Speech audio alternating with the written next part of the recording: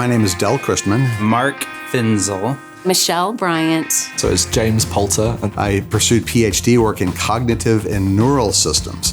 My exposure to AI has been more at Biblica. Worked for Bethel Media. I've been working in the AI field for about 7 or 8 years now, previously leading emerging technology at the Lego Group. I think we see that AI actually has an awful lot of practical applications for us in the delivery of ministry. We often get caught up when we're talking about technology in the church, assuming it's only there to serve the really big organizations. But in reality, most people leading churches are doing it often on their own, supported by volunteers, and they have direct relationship with an awful lot of their congregants. And you would think that AI doesn't have a place in that, but absolutely it can, because those are the people that need it the most. We should use all of the tools that we have at our disposal. And so AI on its own, it's just a tool. You know, it's no different than doing a Control F on a Word document. We should use everything available to us to live out the Great Commission more fully.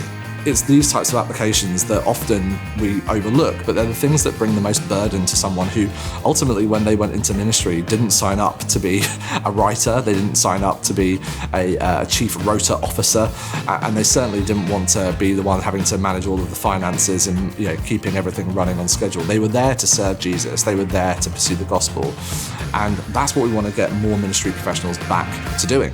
So there are tons of AI tools out there to choose from, but whatever you choose, give it 3 things. Give it the task that you want it to accomplish, give it the personality that you want it to inhabit, like be my HR assistant, be my personal assistant, be my head of legal, and then give it the context of what it is that you're trying to achieve. And if you do those 3 things when you prompt it, you're going to get far better answers than just shooting a single line of text into one of these assistants.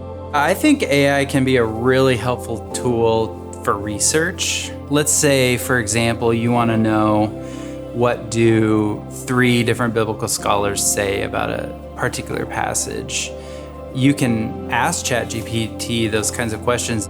I feel like there's a gap between this wealth of information that we have about Scripture that AI has real potential to bridge that gap and give people really good distilled knowledge. Just the fact that you can get an immediate answer in summary format. I can ask a question, and instead of spending hours combing through multiple volumes of books or commentaries, I can get a solid answer in moments, and actually be able to point to where that answer came from. I would think from a pastoral perspective, something that's just even really simple is there's a lot of requests, lots of emails coming back. Even just using something super simple like ChatGPT to say, this is what I'm trying to say, or taking what you have said and just say rewrite. If they can bring AI in to help do things like research references for putting together a sermon, not asking AI to write the sermon for them, but to assist them in the same way that they might have an assistant help them in an offline context. And so it's always about empowering the human. Anytime I talk about AI or autonomy, it's always about teaming with something that's autonomous. If you're not using it, well, don't. Just because you think somebody says you should.